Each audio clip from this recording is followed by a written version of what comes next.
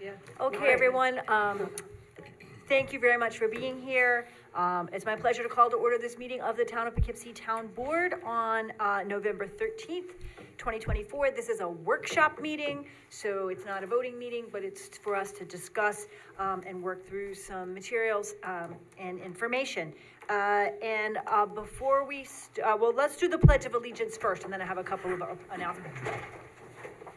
I pledge allegiance to the flag of the United States of America and to the republic for which it stands, one nation, under God, indivisible, with liberty and justice for all.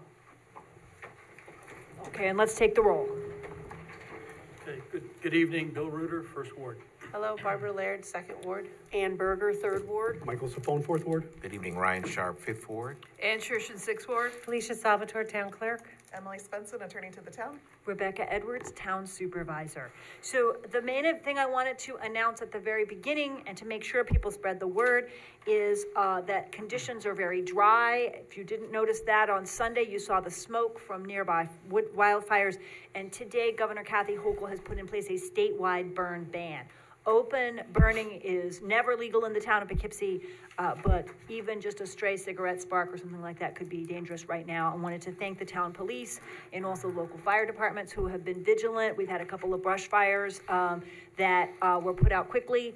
And we also had a fire last weekend in New Hamburg at a house belonging to the New Hamburg Yacht Club where a neighbor came in. There was no loss of life, of human life, because of the help of a neighbor. So be very, very, very careful, and please make sure everyone else knows to be very careful about any kind of fire or sparks right now. We're hoping for some rain soon. Okay, the first thing we should do is I move to go into to suspend the rules for 3 minutes for anyone who may want to speak on items that are on tonight's agenda. So moved. Second. All those in favor? Aye. Any opposed? Okay, so up to 3 minutes if there's anyone here who would like to speak. Oh, and seeing Jimmy reminds me to thank everyone who participated in the Veterans Day exercises on Monday. Jimmy had the best tie, by far, of anybody. Great tie. So for all those who participated, it was a great event. So anyone who wants to speak for up to 3 minutes on any item on tonight's agenda. Doreen. Hi. Welcome. I have a question about number 2, the Committee on Housing Affordability. So was there anything on the website about that? Because it's hard to comment on something ahead of time if it's not posted. There's not. It's going to be a verbal report tonight, just an interim check-in, but they are reporting on the results of a survey that they did, and I'm hoping that we can get we can post that survey afterwards so we can kind of see what responses they got from members of the public. Okay, and then my only other, I guess, sort of to go along with the housing affordability is again, I don't know if the committee has taken this into consideration, but I know you said the accessory dwelling units can be used as short-term rentals, and I really don't see how that's going to help with the housing shortage in the town if that's the purpose of the ADUs, because if they can be used as short-term rentals, then you're sort of canceling out, at least to me, the purpose of them. So we did. That's a concern. We did set a public hearing for November 20th. I think that's going to be continued till to December 4th. But over the next weeks, we're going to set. The board is voting on whether to grant ourselves more authority to cap the number of short-term rentals, and then we'll be having a discussion about how low we want to set that cap. So that's one of the mechanisms we are contemplating to make sure that we're not, opening the door for hundreds of short-term rentals, which was not the intent. Anybody else? Sorry, do you have more? Go ahead, Doreen. No, I was just going to ask if after the meeting, will there be public comment in case anything comes up? Yes, at the end, we can also do public comment on any item. Okay, all right, thank you. Okay, thank you. Anyone else? Okay, seeing none, then I move that we return to regular session. Second. All those in favor? Aye. Any opposed? Okay, then we do have a resolution tonight to go into executive session. Be it resolved, the town board of the town of Poughkeepsie does hereby adjourn to executive section to consider the following: discussions regarding proposed, pending, or current litigation in the matter of Shutter versus the town. It is a workshop meeting tonight. We will not be taking votes in or out of executive session, but be it further resolved that no action appropriating money will be taken during executive session. Which is true because we won't be taking any action at all. It's a workshop meeting, but we are continuing to deliberate. So so moved? Second. All those in favor? Aye. Okay, so we're gonna disappear into executive session for a short while, to meet with the lawyer, and then, we'll be back, probably, I'd say 20, 25 minutes, maybe a half hour. Thank you.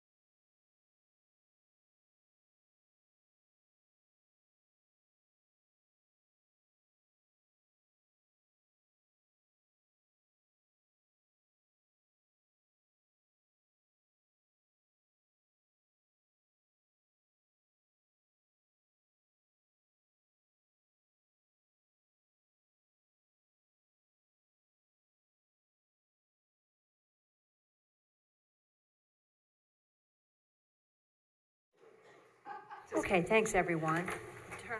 Move that we return from executive session. Do I need to move that, Emily? Or do we just, okay. I move that we return from executive session into regular session. Second. All those in favor? Aye. Any opposed? Okay. Great. Then the next thing we have on our agenda is a presentation from the Citizens Committee on Housing Affordability. This is an interim report. The committee's been meeting monthly and did a survey, and so we get a chance to hear what they've been up to. Welcome.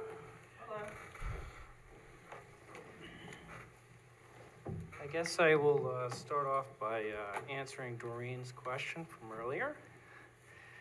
Doreen, we definitely support accessory dwelling units, and we share your sentiment. We don't want accessory dwelling units to turn into short-term rentals in large part.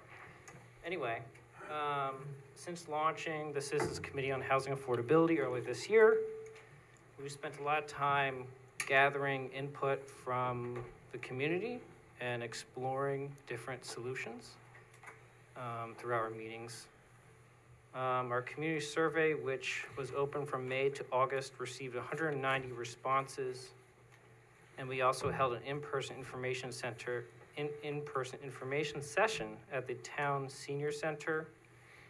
This feedback is now guiding our recommendations, which we are in the process of drafting. All of you have received the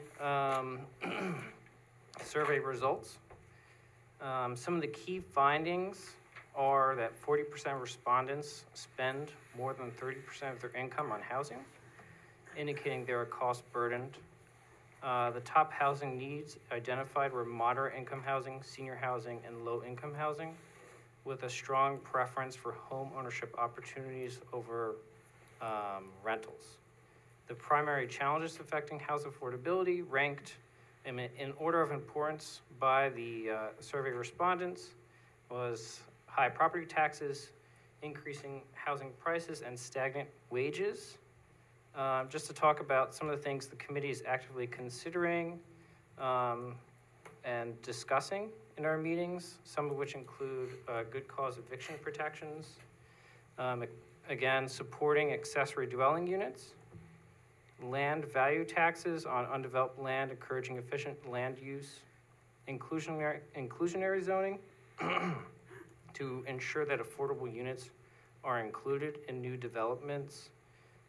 We definitely support Supervisor Edwards' partnership or idea of moving forward with Nesterly.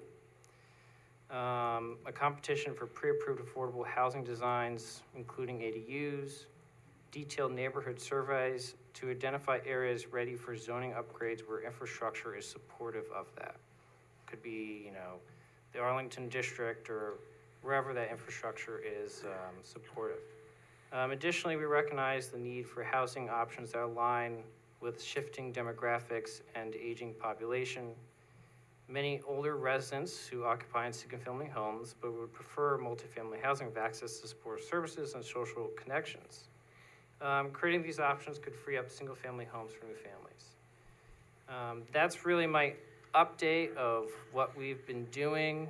Some organizations that we met with and had presentations by were For the Many, Patterns for Progress, and County Planning, and in addition to Michael Welty, the town planner. Great.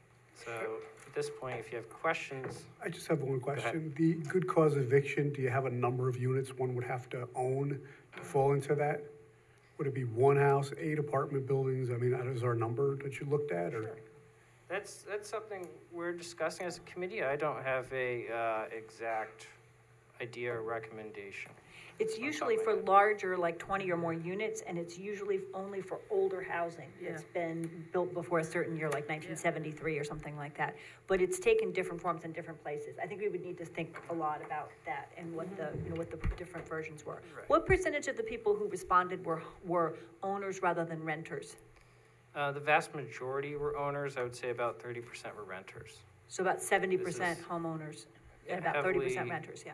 Heavily respondents in terms of home ownership. Right. Yeah. Which suggests that many homeowners are also housing cost burdened, right? So when we're talking about high rents, the rent is too high, mortgages are also high, and we have people who are very burdened because they're either on a fixed income or, wages are such that homeowners are also strapped. Correct. Yeah, just clarifying that thing. How many people were on the committee? There are 9 of us. Oh, okay. We're a big group, and we actually have 2 more folks coming on and maybe another. So it's still open for people to join? Yeah, Yes. absolutely. We're a large group, and we appreciate a wide range of diverse input. And you're meeting once a month? Once a month, third Wednesday at 5:30. So that'll be in Town Hall Meeting Room next Wednesday afternoon, right? Correct. At 5:30. Is that on our website? Yes. I think Okay. so, yes. Yep. Do you I have- was actually trying to find it. Do you have anybody that owns apartment buildings now on the committee? Not that I particularly know of, Okay. but I have spoken to small landlords about housing solutions in the area. So something that interests me that I found out earlier this week is I looked at the annual rental housing survey from the county. The county does a really helpful annual rental housing survey. And there's a ton of landlords they're looking at the 20 plus, the large apartment buildings in the town of Poughkeepsie who refuse to respond or don't respond. They can't get any answer out of them. And that kind of concerned me because there's a bunch of apartment complexes that do provide details about what the rent is and, how many 1 bedrooms and 2 bedrooms they have, whatever, so we can get a picture of the larger situation, but then there's others that are not responding. And most of those owners of the large 20 plus units are not local.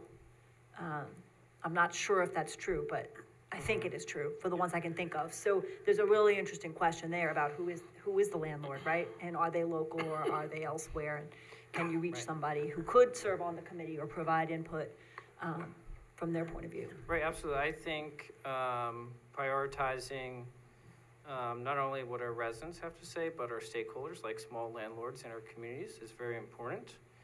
I just was at a conference put on by Parents for Progress in Newburgh, and one thing that astonished me was that 50% of downtown Kingston is owned by Wall Street.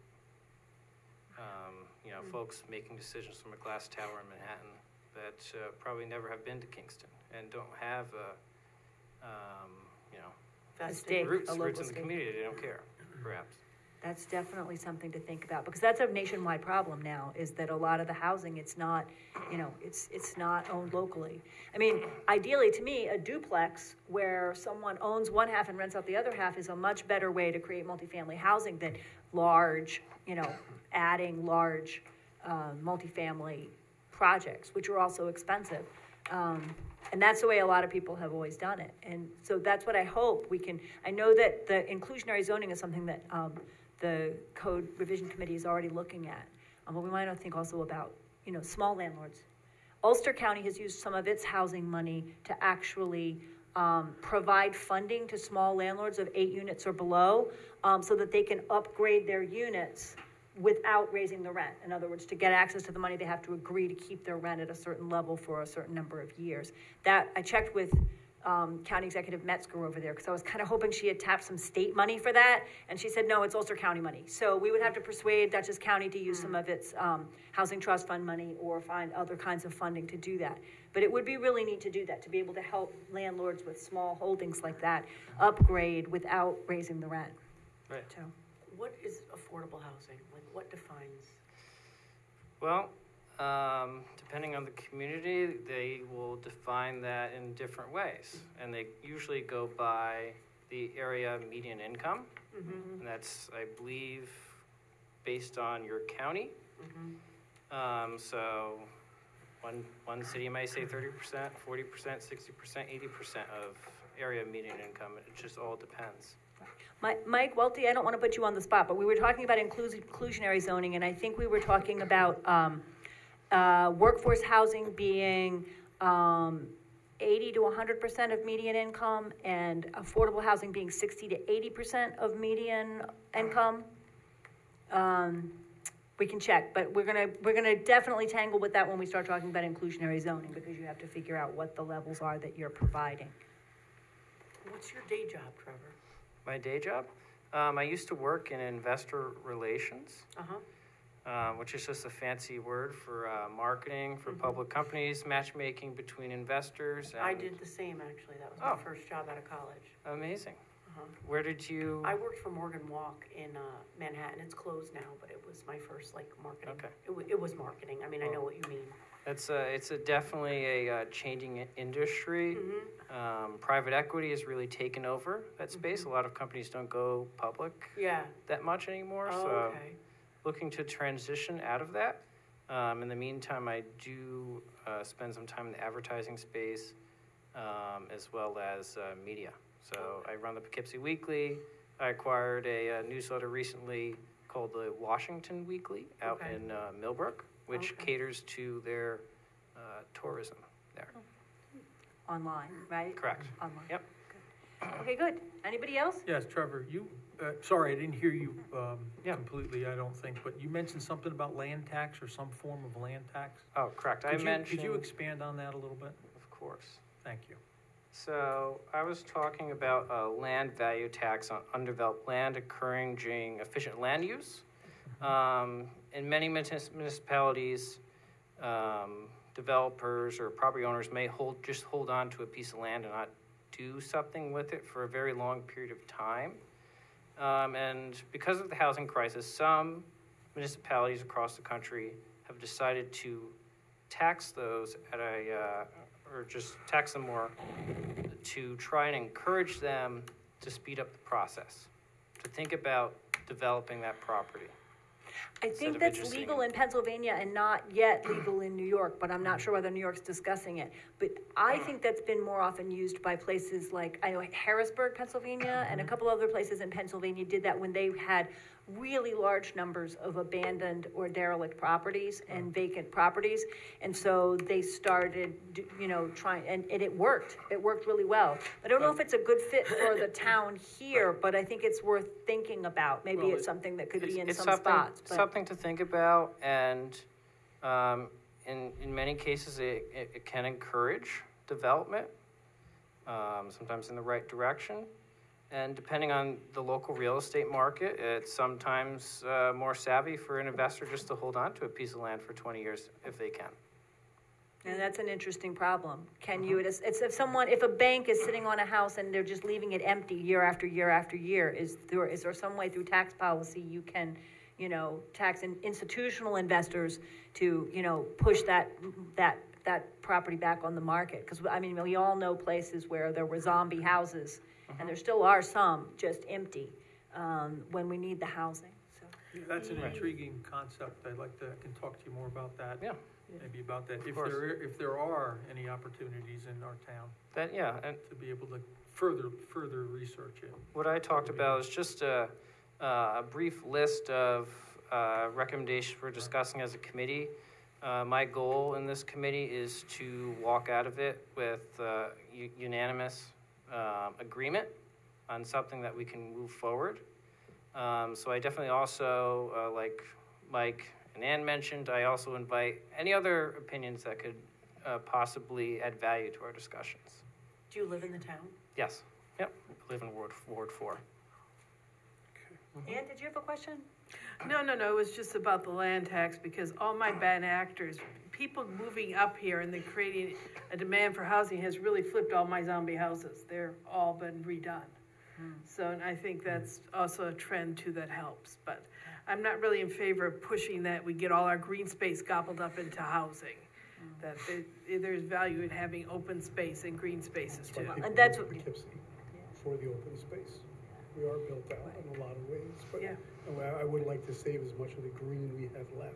Well, and that's the master plan. The town master plan is focusing on, hubs and green spaces, right? Yeah. Protecting green space while increasing density in some areas like Arlington Town Center or wherever it makes sense to do that. Great. Okay, good. Other questions, other discussion? Are Can we, you- yeah. are we likely to get presentations from some of the groups you mentioned that have come before the committee? If you were to have any presentation, I would definitely recommend talking to Adam, who is the CEO of Patterns of Progress. He gave a 55 or 60-minute lecture. He didn't give a Yeah, presentation, but it was amazing. we It gave was him just an very hour. broad-ranging, yeah. We gave him an hour, but he talked for an hour and a half straight. about economic development and issues in the Hudson Valley and the aging population and mobility and all this. I mean, it was a lot to absorb. It was really good.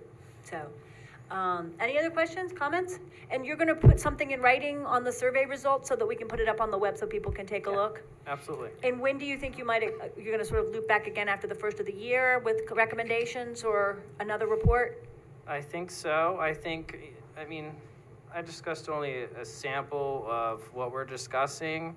I hope to have, at the end of this, over 30 recommendations that the board can discuss, debate, and figure out, possible future moving forward. So we can pick and choose. Right. Or we can take a really long time to consider 30 recommendations, but that's great. So Thank you. Your meeting is on the website too, right? So Yes. people can- Okay, Yep, Wednesdays, third Wednesdays of the month at 5:30 p.m. in this room. thanks. All right, thank you. Thank you so much. Thank you. Really appreciate it. Okay, we have a further discussion, which is about health insurance options for 2025. And we have Kathy McCory. Do I have that right? McCory? Okay, from MFP here.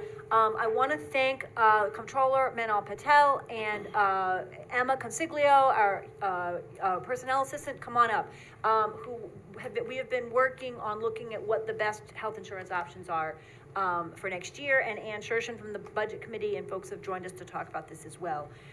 Right now, we offer New York NISHIP Empire.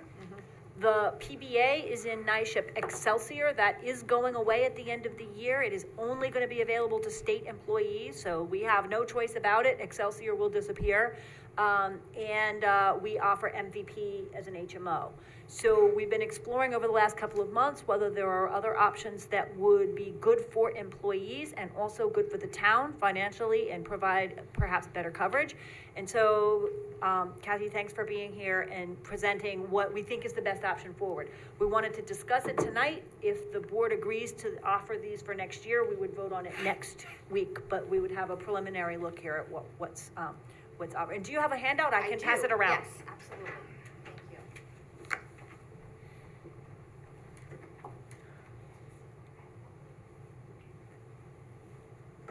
Thank you. While that's being passed out, I'll just quickly give an overview of who I am. My name is Kathy McCory. I work for a company called NFP.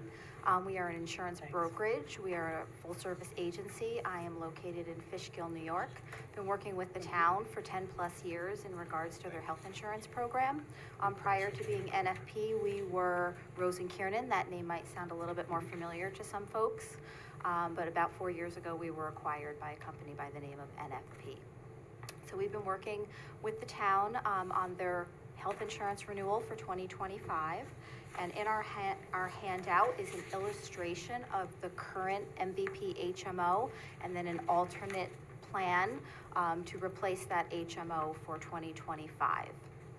When you're looking at this side-by-side comparison, if you're reading from left to right, if you refer to the first column, that is the current HMO $20 plan that is currently offered to the town employees. The second column in that side-by-side comparison is the renewal of that plan for 2025, and as you will see at the bottom, those renewal rates are increasing by 7.6% for 2025. A little background on what an HMO is. That HMO plan is a very regional restricted network, which means folks have to stay in New York in order to utilize services, and that service area does not extend beyond Westchester County.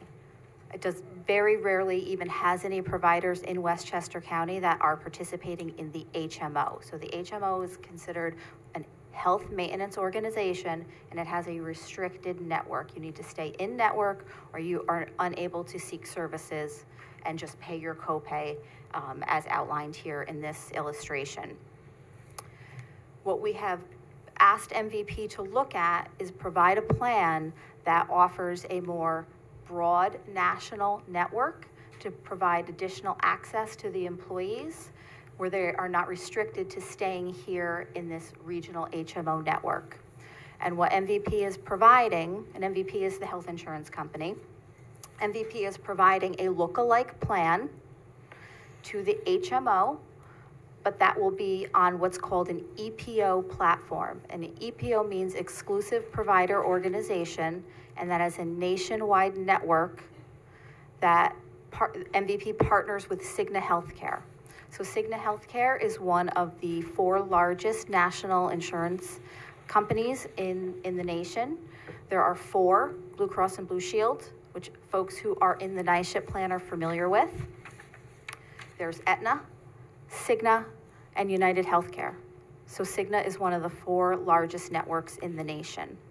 So the EPO plan benefits would mirror the HMO benefits for employees, so their co-pays would remain the same as they are today. Their out-of-pocket cost share would remain the same, but they would get that additional enhancement of having that nationwide network attached to that plan.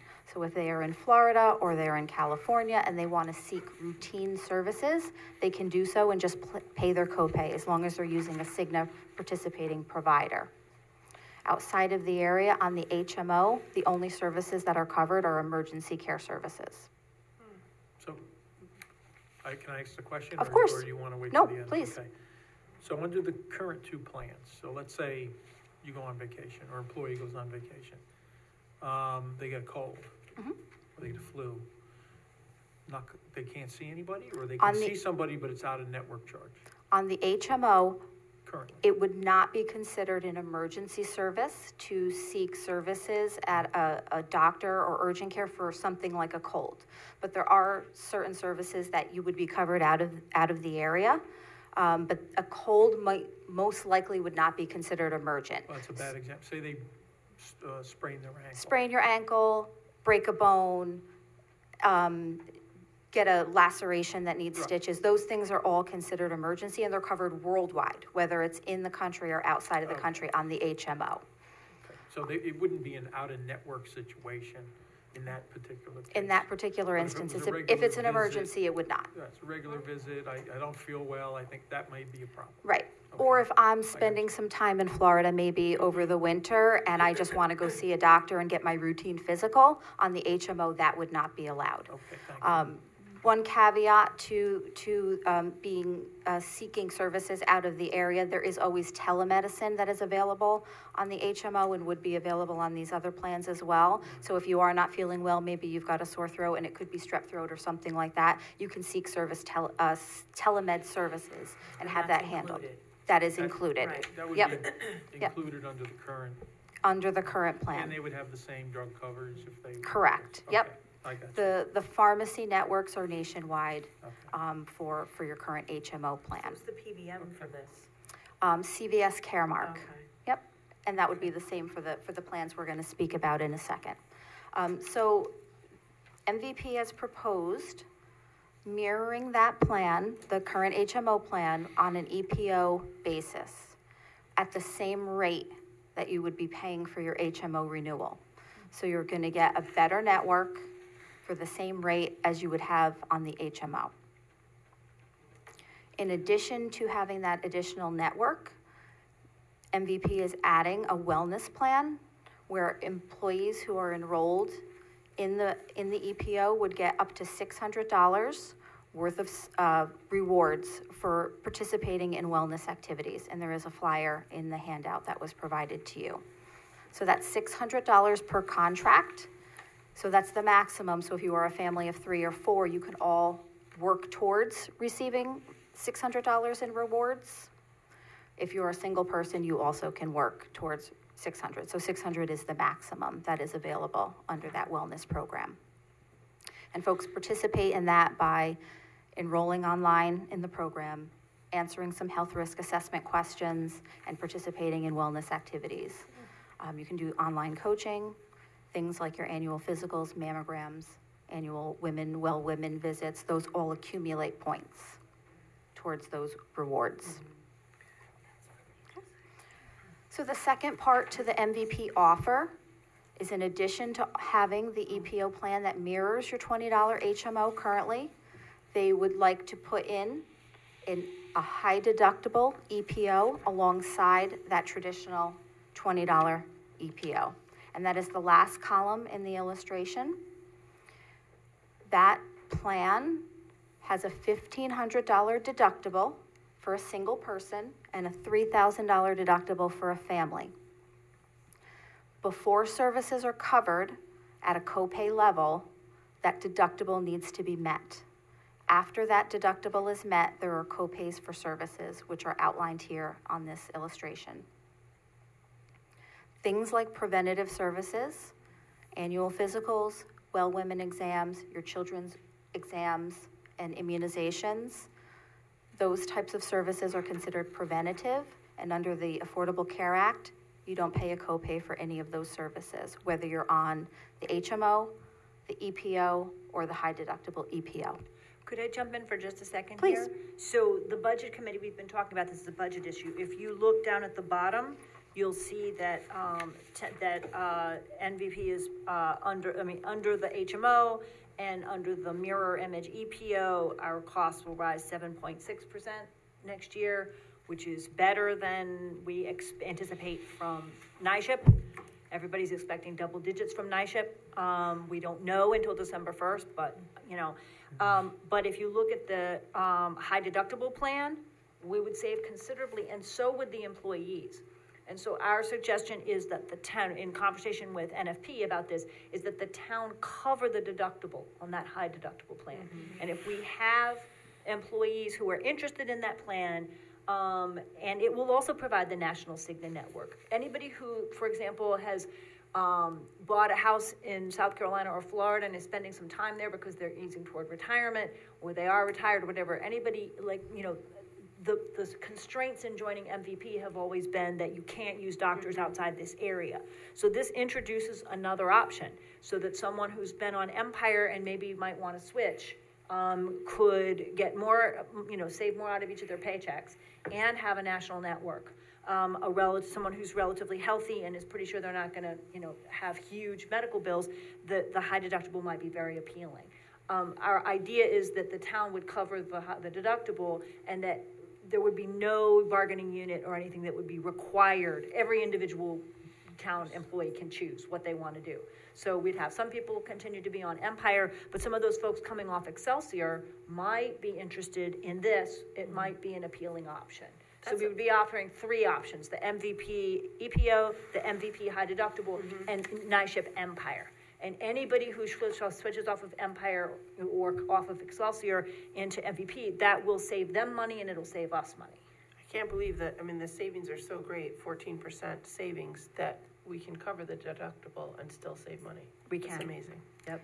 Why don't we just go with Cigna?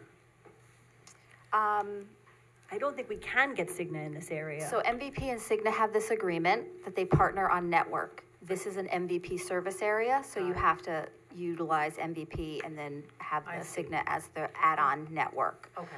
And just a quick note, as Rebecca mentioned, Supervisor Edwards. Rebecca's fine. Mentioned, we have illustrated the town covering the deductible on behalf of the employees through an HRA. If you did not have the HRA, that price differential for that high deductible plan is actually 19%. So building back in some of that cost for employees to have that deductible covered builds back in a couple of percent in the savings. So I just wanted to mention that plan is very underpriced, the current HMO. And the other thing I'd say is that that MVP manages this. That's you have correct. A card. The HRA is handled with a debit card, and Emma and our personnel folks don't have to handle it. It's managed through MVP. Correct. And MVP actually has a program that the debit card will only need to be used for prescriptions at the point of sale at the pharmacy. Every doctor bill, the patient does not have to pay out of pocket. It'll go directly from the HRA to the provider when MVP adjudicates the claim. So it's even easier for the members because they don't have to lay that money out of pocket for medical services. Only prescription, they would hand over that card. And then once that deductible is satisfied, then they would pay those copays as illustrated here. I had MVP years ago. You needed to get a referral to see a specialist. Yep. These are what are considered open access or non-gatekeeper plans. So as long as that provider is in the network, you can self-refer yourself. Okay. And then, I'm sure we have a few employees that have some specialty areas of medical that we probably have to find out if you're gonna cover it with that. But, it's probably a case-by-case basis, but overall, I think 95% of our people in the town would probably like this plan. I think so, and and if anybody coming off of Excelsior chooses this plan, it's a considerable savings for them and the town. I think the national network gives people a higher level of comfort maybe with that. Yeah. I hope. One thing we would need to do is leave the HMO, in order to have the EPO, but, MVP is guaranteeing that for 2 years, upcoming, if we don't like the rates, if something happens to the rates, we can go back to the HMO. We can get back in the HMO for the next 2 years. So that gives us an extra sort of guarantee to try this EPO and see if this meets everybody's needs, but we can reverse it if needed. So we would need to keep the second column as an offer, that's what you're saying? It's the HMO. We would The need to renewal alter. HMO. No, we don't need to keep that, but we could go back to that HMO in 2 years if we're not doing the HMO, we're instead swapping out for an EPO. Right. Okay. Which is an exclusive provider. So we would need to keep the third and fourth columns. is what you're Exactly. saying. We I get you. proposed to do the third and fourth, but if anything went wonky in the next 2 years with those rates, we have the right to go back to MVP and say, we want to go back to the HMO. We don't like the EPO. We want to go back to the HMO, and we could choose to do that. But our cost on this chart would be lower, however, you're suggesting the town would pay the deductible. Yes. That's what you said? Okay. All right, But And there's then, and then the employees would still have to pay higher co-pays with that. And then, so that's, you have to understand that a little bit. And then what's the HRA admin fee that doesn't exist on the other one? The plan needs to be administered, the HRA needs to be administered, so MVP will process those claims, provide those debit cards, and send those payments directly to the providers once services are received and money needs to be sent to those providers. That is their fee for processing those claims on your behalf through the HRA. Who pays that fee? The town pays that fee. Per person? Per person, correct. Okay. So it would be 1,500 to 3,000 the town would pay, and then 3672 per person. No, $36.72 is total administration fee for the plan for the calendar year. It's $4.25 per employee per month. But that would be in addition to the in-network, the annual deductible that the town is Right. proposing to pay. Correct. So, right, Okay. so, if you look toward the bottom and rates, bottom right, where it says 70% HRA funding, Yeah. so the average estimate is that we would pay 60, well, correct me if I'm wrong, Kathy, from the meeting we had. In general, your employees will use about 60% of the deductible, maybe a little bit more. So as a conservative estimate, they're estimating 70% there. But that's higher than employees as a group will usually use. So that gives you a sense of what our annual cost is to cover the deductibles. Okay. So That's counting, if you look at the current enrollments, that's assuming the current enrollment. We don't know, what we don't know is how many people are gonna pick which plan, right? Right. That we can't, we have to figure out afterwards who we've got on which plan. But this is based on having that many employees in the plan. I'd like to go see this chart. I know she's here just for this, but I'd like to compare all of them with the night shift plan as well. With Night Shift Empire? Sure, we can do that. Well, I'd like to see it, so we can see what their savings really would be, if we can get everybody on one plan, because at some point, we may want to make that contingent one plan for everybody. Sure, we can definitely do that. We can get the Night Shift Empire numbers. We don't have the 2025 numbers yet, right? Everybody's sitting around and Correct. waiting like Yeah, last don't be year for Night Shift surprised. Empire to tell us what it's gonna be. We should hear within a couple of weeks, but we can certainly compare to where we are in 2024, and then we can, you know, Yep, see where we update it go. when Update it when 2025 we get becomes 25. available.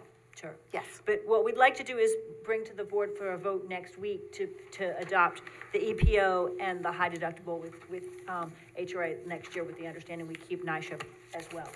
Supervisor, I may have missed, so the enrollment period, when does it end for the upcoming year? Open enrollment is beginning on the 21st of November, and we're going to run that through the second week of December. It's a very short window. Okay. Especially About a with month. lot of PBAs going down, using their Excelsior. Right. We're doing the benefits fair on the 21st to give people a chance to sit down and look at what these options are, and have a month to decide. So, Correct. So I just have a budget question here. So so this third plan here, this would cost the town 52.5, right? That's what you're showing here? that would be the cost of covering the deductible family. if 25 employees with the family coverage took that, and that's a conservative estimate. It would probably be less than that, closer to 60%, rather than 70%, but that's a rough guess. And I'm just trying to understand, because when we had our budget meeting, and we were with Manal, and you gave me this paper, which talks about on 10/28, $43,576 per family under the current plan that we're allocating. That So you're is, saying we're that gonna would go be up- our estimate for next year, based on an assumption of 10% increase in health insurance costs, which is what everybody is projecting for next year, is low double digits, 10 or 11%. Right, I'm just trying to, this is not my writing here, but it's 43,576. So that means it will go up $10,000 per $9,000 per person. It depends on whether someone's choosing NISHIP Empire or MVP, and we don't know the NISHIP numbers yet. That's the problem with NISHIP, is they don't tell anybody what their rates So are gonna these be the until NISHIP December the numbers 1st. is what you No. gave me. This is MVP. Oh, for No, there, the that one- would have the been one you- NISHIP for 20, that's what we budgeted, right. That's what we budgeted for next year with a 10% expected rise from actual costs this year, based on that assumption, that forecast of that being the raise. So that would cost our town less than if they took that. Right? You mean NISHIP Empire would cost less than the MVP? Right, 43,576, that's not the same. No, that's not the same number as covering the deductible. I think Mike is right, and it would be helpful to have an additional column with NISHIP Empire Yeah. on the sheet, so that we can compare, costs. No, because I think these are excellent options for employees, so. I think if they we will get save the- us money, right? Absolutely, so we just Well- I need to I think we can do our reconcile that state. number. Right, it's always theoretically possible that NISHIP Empire is gonna announce a 20% rate cut next year, but I don't think that's gonna happen. Wouldn't be So, unheard of. we don't know, we don't have their number yet. We have to pass our budget first, and they'll give it to us. And then they'll tell us, exactly. Let's see if we can put that sheet together so everybody can see before next Great. next Wednesday. Wonderful. I'll work with Emma on that and with Okay. you, and we'll put that That sounds together. great. Any We'll other do that for questions you. for Kathy? No, thank you What's a very little much. confusing on this to me is that 70% HRA funding, that's like a total, it's not per person, and No, that's everything not a else- total. I'm sorry, that is a total, that's not per person. That is the I know. estimate for the But I'm year. saying that's Yep. the only thing on here that's total and not per person, and I think that's what makes it a little hard to read. I agree. It would be nice to know per person, in each category, what the estimate is. But I know that's because it's done that way because it's an aggregate number. Correct. Because some people are gonna use It's just- 100% and right, so, It's but just still. hard to. Right. Right, it's Doesn't apples to like that. oranges, Yep. because one column is I- showing Right. per person. Well, and I and don't the think, fol- yes. The last one is showing the total if 60% or 70% of people use it. Agreed, and I don't think there's any, there's no way to predict that 25 employees with family coverage are gonna choose this plan. We don't know what the number will be. We hope it's larger than that if that's, if this is a Correct. good plan. So. The estimated annual cost line might be a little bit easier to decipher. I will see if we can figure out a way to make that look a little easier on the next version. Right, we sort of need a kind of average per person because we don't know how many people are gonna end up on this. Correct. But these charts are great, and the good news is that you can confirm these are exactly your rates. Yes, exactly. Do your rates reflect maybe 50 people versus 200 on there? So, do you have to have a certain number to make your money for your company? Well, the 70. Well, I don't work for MVP, so I just want to make sure that everybody's No, clear. I don't work for the no, insurance yeah. company, so I don't have a lot of information about that part of it. You are considered a large group in New York, so you have over 100 enrolled. So those are very different than groups that are under 50. So it's rated differently based on your size. So they look at your demographics because MVP already has your business, so they already know. So those rates are based on, in addition to your demographics, but they have a little bit of information about your claims and how your claims experience and how your plan is running. So those rates are based specifically on the town of Poughkeepsie's current enrollment in MVP. I think with Cigna attached, I think you might get a lot of people that are close to retirement that would go with that. Because that was the biggest deal, why people actually stayed with the night shift and Excelsior, because you can go anywhere in the country and be served. Correct, yes. That's our hope. That's our hope, yeah. And Yep. I agree with you. We might, if this is popular and it works really well, we could come back and revisit doing, having MVP be our exclusive provider. But I don't want to cut off the Empire network from people who are used to that right now, so. Okay. Will you be the one giving the presentation to the employees on the 21st? Myself and MVP representative will be here as well, so it'll be the both of us. But we will have MVP here in the building. Because you know what the most, what people want to know is, how's it going to affect me? What That's about right. me? Yes. What about my insulin? What about the special medication that my son is on for his IBS or Correct. whatever? So, Yep, we will have resources here to help all of the Okay. employees thanks. with their And we questions. expect heavy traffic because we're offering something new here, so we'll have a lot. Yes, We'll have a lot of. healthcare is, as you know, the most important piece of the puzzle for a lot of Absolutely. people. They Yep. get very anxious about it. Completely understand. We're going through our own open enrollment, Oh, so I get yes. it. Yes, okay. Yeah, but in essence, except for those folks who are now on Excelsior, everyone who wants to can stay where they are because we're continuing to provide Empire and the equivalent of the MVP that we have now. But we'll just encourage people to look at this high deductible as another option. And the folks, and you're right, the Excelsior folks have got to move. So Correct.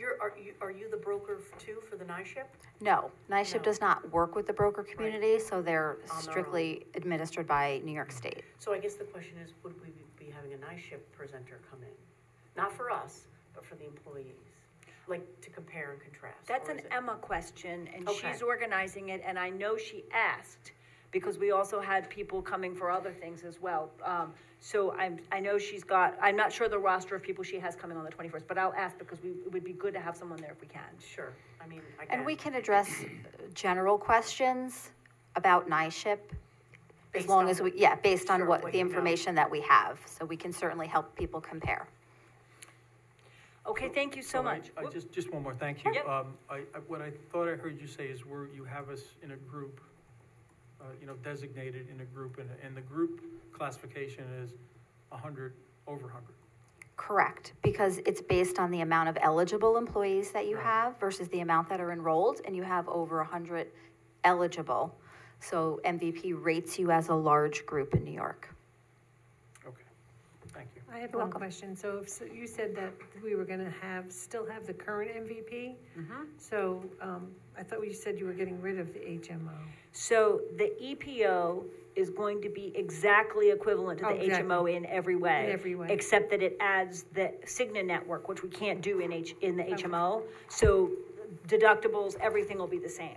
I have So, somebody that's on MVP, so I just wanted to know if she Yes. asked me questions. I mean, will we need, if someone is in the HMO now, we're gonna have to change cards probably to go to the Yes. EPO and all of that, right? Yes, everybody would get a new ID card with the So, EPO, yeah. and it'll have the Cigna logo on it, so if they are traveling and they need to seek services and they go to a doctor, let's say in Florida, they may not understand or know who MVP is because it's a New York State regional carrier, it will have the Cigna logo on there. Okay, so we have, I think, 59 employees now on MVP HMO, so they're gonna need to switch over to the EPO, but the coverage will then be the same. You get a new card to correct. do things the same way that you're doing them now.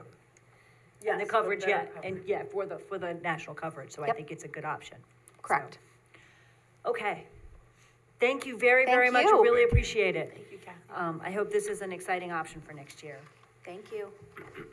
Okay, last but not least on the agenda tonight, before we do some committee reports and liaison reports and anything else we might want to do, is the fund balance policy. So we have 3 of them. Well, we have 1 and 2 proposed. We have a fund balance policy that's in your network, in your packet from 2019. That was adopted by the board in 2019. Then we have a proposed revision that was introduced in March at a workshop meeting. Oh, no, I'm sorry, in June, in a workshop meeting. And you'll see that there is stuff in bold, which is, basically, this is the same as the 2019 version, but we were proposing in bold, to make some specific changes in Part A, and then you'll see from page 3, there's an additional bolded, new material. And then Board Member Reuter has proposed, brought forward a draft that he's proposing as well. So, we already do have a fund balance policy. We would be, if we're gonna vote on this, voting to revise it.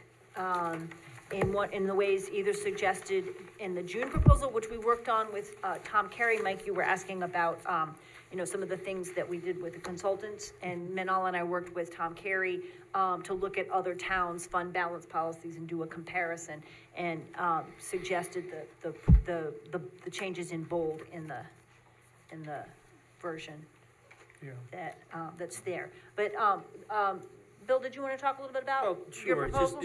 Just a little bit of history, that when we first started this, we kind of came to realize that there was a fund balance policy that we didn't really think that, I was not aware of. So we pulled this together, and I know Supervisor Edwards did put this in March or June.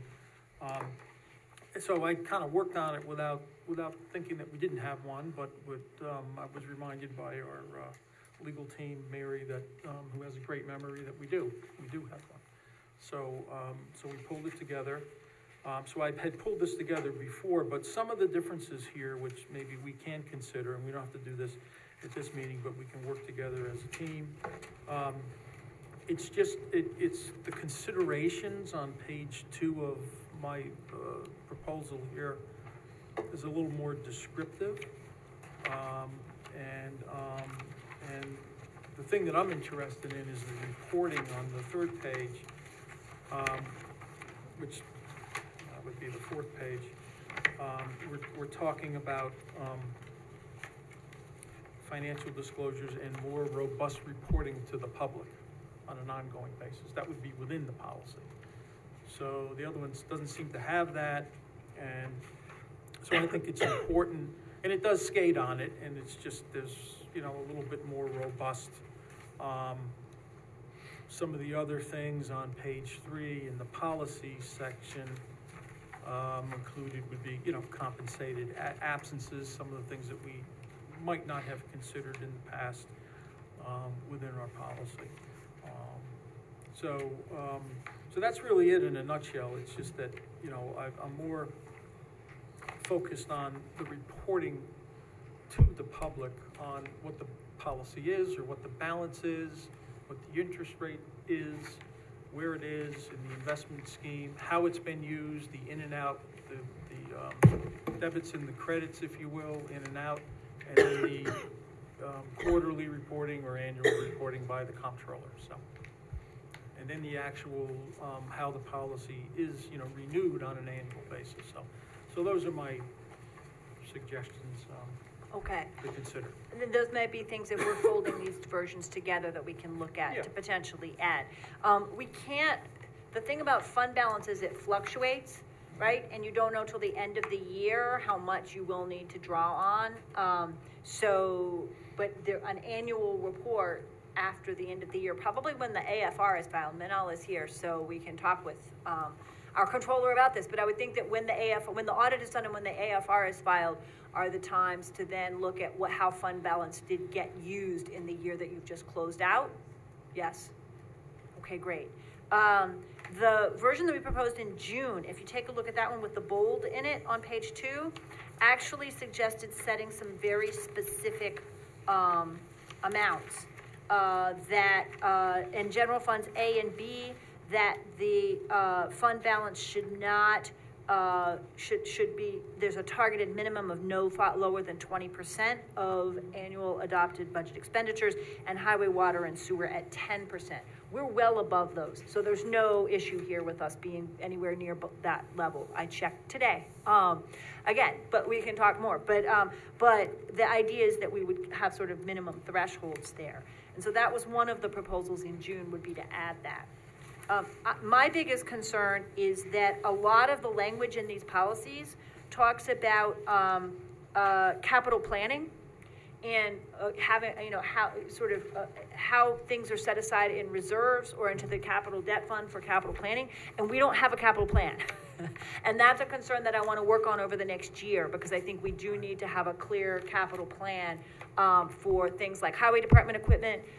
Most municipalities do. It took a year to get the budget together for me and to make the budget transparent, and we have not gotten to the capital plan yet, but I think that we need to, because basically things kind of come up fast and all of a sudden you need a new truck, and we need to be planning for how we're handling building and other capital expenses and have a 5-year plan.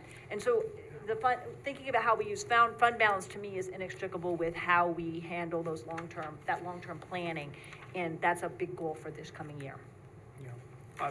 Just a point that I took a look at, Supervisor, on the policy that you had. On page 2, under policy guidelines, we're talking about two different things here, I think, which is one is unreserved fund balance, but we're talking about in general 20% for adopted, and then 10%, 10%, 10%. Those would be minimums, right? And that would trigger the process of, wait, we've fallen below the minimum. What's our 3-year plan to get back to make sure that we are not below that minimum? We're not anywhere near the minimum now, so we don't need to do this. This would be a policy for future in case we drew the fund balance down too far. Well, we were at 15% on all the other ones, so I mean, to go up in one to 20 and down in the others to 10, I would rather just keep it all equal. So, I mean, was there a rationale going into that just to pick those numbers, or? Go ahead. Yes, well, and then I'll answer. We'll get to Mike's question, but Yeah. I know I'm struggling with my glasses, and maybe in 3 iterations, and maybe I'm not looking at it properly. But so I'm all about consistency, as Mike said. So if it's 20, it's 20. It should be 20 across the board. And then when we go to page 3, under E, under C, it talks about now unassigned fund balances should be no less than 2 months of operating revenue. So that's more than 10%. Where is the assigned? see that. Where? Yeah, so it says under, so A, B, C, D, E, and then on page 3, and then it says A, B, C, next paragraph. Oh, right here. Okay, And then it says, unassigned. as a general rule, represent no less than 2 months. So that would be higher than 10%. Right. So all I'm saying there is that, when we merge it together, we can get a consistency. Right. That's what I would look for. Right. So, and there's the question about whether, when you have excess fund balance, you're dedicating it to capital projects. We do not have reserve funds, and I think that's a related and important discussion. Should we have should we have a reserve fund for highway? Should we have funds that we've set aside that are dedicated to highway? We have a lot of unreserved funds. And that's one way to do it, right? That means that money is out there, and it's not, you can use it for whatever you need it to use it for. But I think most municipalities have reserved funds, so that, for example, the highway department has a fund where, excess goes there to help them plan for future. And I think it would even things out for us, particularly at a time when we're dealing with a lot of deferred maintenance.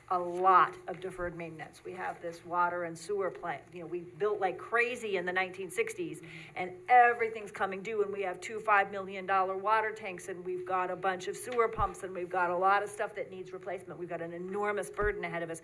A capital plan would really help us manage that, in addition to buildings and vehicles, heavy equipment, things like that. I know we had chats about my views on reserve and not, but in that example, that would be, I think, a good thing. Okay. For the town. So I would agree with that proceeding in that manner. Yeah. Okay. Absolutely. So maybe what we want to do is talk further about the levels. The thinking is that A and B are the big workhorse funds, and you need to keep additional reserves there.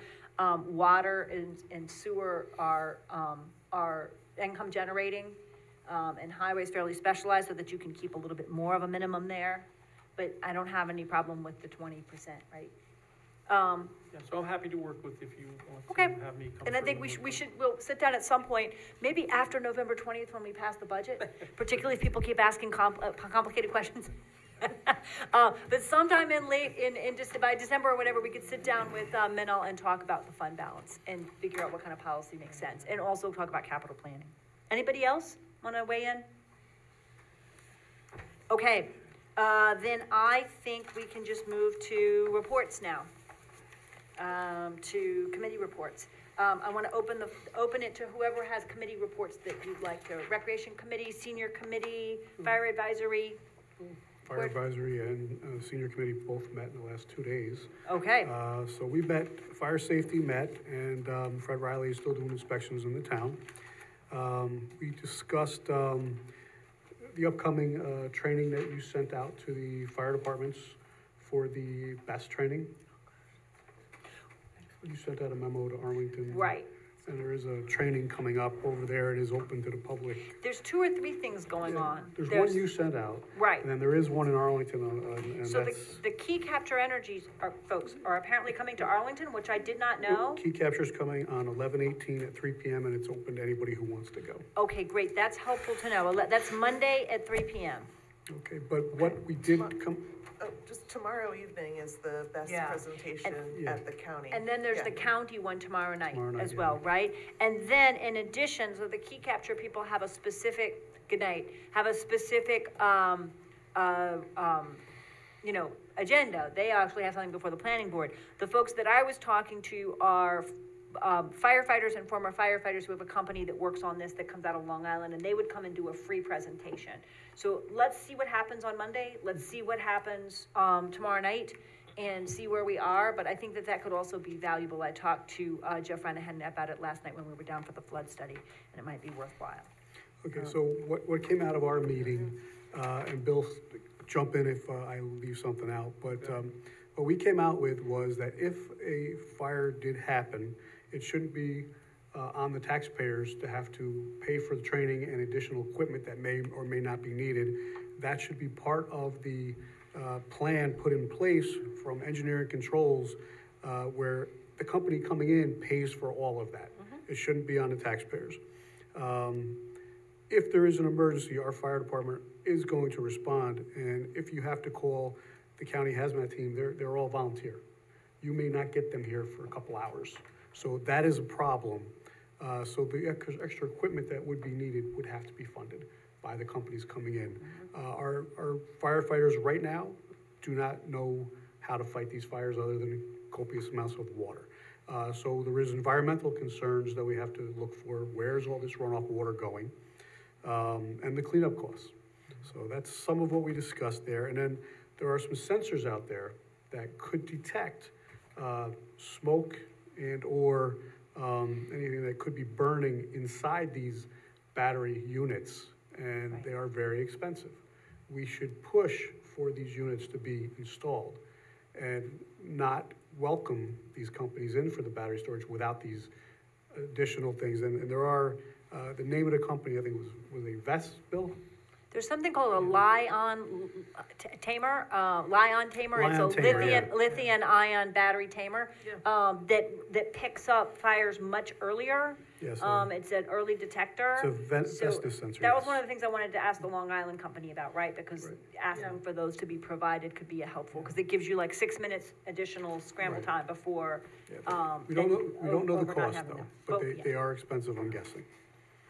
So that was where we left off. So we're just kind of, we're pushing for, the company to actually pay for training and pay for equipment. Okay. And if they want these things, we definitely want to push to have the sensors put in. And I'm glad that Key Capture is coming to talk with Arlington on Monday. And then we have the county meeting tomorrow, and then we'll see what else we might want to add to that too. Because the moratorium runs out in February, so we have to make The Arlington Fire District That's is Monday. Well, I don't think we should rush until we get Key Capture, see what they're willing to put in. Moratoriums can be extended for a month, 2 months, 3 months. I know you want to get this done. I understand that, and I'm not saying I want to push for a moratorium extension, but this is all evolving slowly. Right. No, I think that actually I don't want to take the moratorium off the table. It's evolving slowly. We need to find out where these sensors are made, how they work. Our fire personnel has to know they're gonna be trained enough to handle this. I totally agree, and I'm not trying to rush us. I legally believe that we were allowed to extend our 6 months moratorium once, and that when the extension ends in February, that we can't extend it again. Is that correct? We can't extend it again under that authority that we granted. If we wanted to extend it again, we'd have to do it by local law with another public hearing. Oh, okay, so we could find a way to extend it then. Oh, I that's just don't good wanna news. limit I've been a little ourselves. panicked that we had to do something by February. no, So we I can wanna- find another way to extend it if we need to. Kept all Yeah, I the mean, meetings happening. Okay, You know, that's helpful. Going through, many years as a volunteer and as a, lieutenant, in that, I understand what the fire department is saying. It's, if we look at, scenario 1 or scenario 2, when this happens, I'm concerned about the firefighters. I'm concerned about the public, but I'm concerned about the firefighters. So they're gonna get a call, let's say it's Arlington, and, report to this facility. Well, the people who have, the site, or the owners of the site, I forget the name of the company, they're not gonna be there for 3 hours, as they said. So they're gonna show up, they don't know what the situation is. Then, as we learned at this next meeting, or last meeting, the hazmat team for the county takes a few hours to get there as well. So now you have Arlington, let's say it's 2 in the morning, and they're gonna be sitting there, and they don't know how to proceed. Yep. So they'd be afraid to do anything, but they have to sit there. So now it could explode, it could start on fire, it could do a number of things. So it could extend. So it's that unknown, and then it's a, resource unknown. Right. How long will they have, if it does flame, and then it's gonna take 5 days to put out as consistent, how's that gonna be coordinated?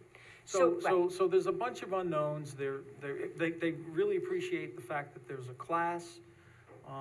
They feel it's more of an on-hands training scenario that really we need to do for their safety and the safety of the public. So that's what we're trying to work through. Okay, well, let's see what happens Monday. That's good news that that's happening. Right. And tomorrow night as well, and we'll see if there's more that we can do to foster dialogue and make sure that that everybody's prepared. Yeah, Okay.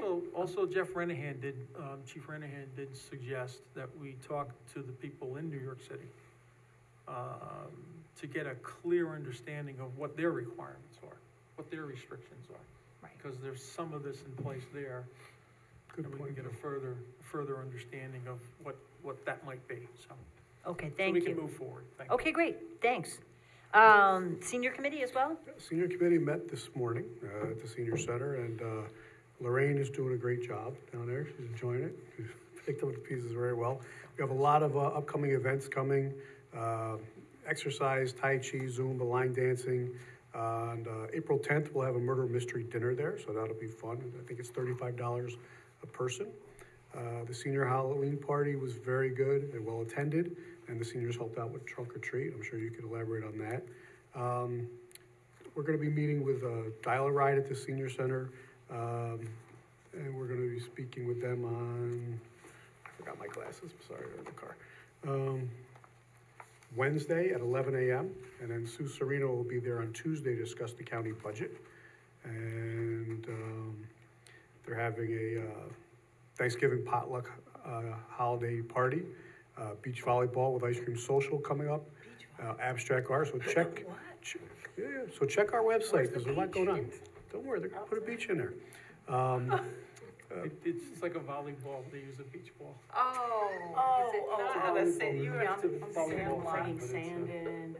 So we also I was thinking that too. I came with my sneakers, I had to sit down. we also discussed the possibility of trying to either secure through one of the local car dealerships, possibly getting a van. Maybe someone will do a courtesy trip, take our seniors, maybe 10 at a time, to Walmart, drop them off a couple hours, let them do a shop and bring them back to the senior center. We may look into a capital project where we buy a van for our senior center that'll hold up to 10 to 12 people. I guess anything over that puts us in a different bracket. So what I would love to do is combine that with the conversation about Dial-A-Ride, because Dial-A-Ride has become so expensive now that I wonder if we aren't at a point where we could hire someone part-time, and if we could secure a van or a car, provide better service ourselves than we are getting for the same price, because it's gone through the roof. So I think that would be great as a way to think. Well, that was Maybe we part- can even get an electric van Well, from the climate smart folks, I don't know. Well, that was part of our conversation, and we were gonna reach out to Dial-A-Ride.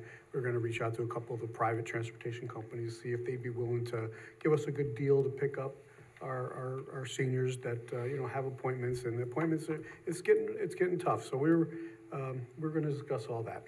Great. And we discussed the ARPA money being used to cut down trees and to, repairing the roof at the senior center, so.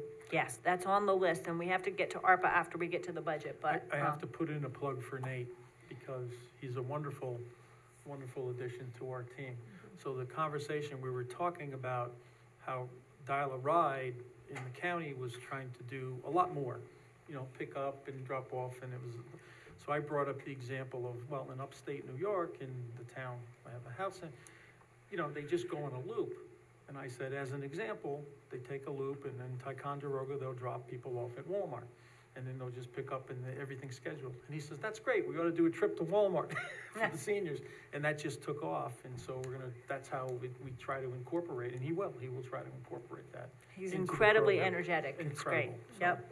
He has more wonderful. ideas up his sleeve for ARPA Wonderful. money too, that we're gonna have to talk about sometime Yeah. soon, but that's certainly the senior center roof is a high priority. Yes, thank you. Terrific, thanks, and I would love to have something come out of that conversation, because the Dial-A-Ride bill is very high. Right. And I don't feel like we're getting as much for it as we would Okay. like.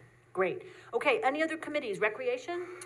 We met with Nate yesterday evening, and Barbara and myself, and then I'll ask them to add some items as well. But the upcoming events are the highlights, the December 7th holiday parade, and Mike mentioned the Murder Mystery Theater. The other challenges are with our parks in the town that need upgrading. Nate is currently doing an audit of those, and we'll meet again soon, because we have some other important items to address, field use agreements, etc. But again, I think, as was indicated, Nate has a lot on his plate that he has to, it's a very, the highlights, of course, are the upcoming events, but he does a lot behind the scenes, and we'll get additional reports on some of the more challenging issues that are facing recreation as well. Thanks, Barbara, and to add any items that may have come up. No, I think he has a really robust plan of an idea to take surveys of the local people who have pocket parks in their neighborhood. What do you want at that Yes. park? How can we help you? What do you want? Do you want to see like a nature trail, or do you want to see more playground equipment?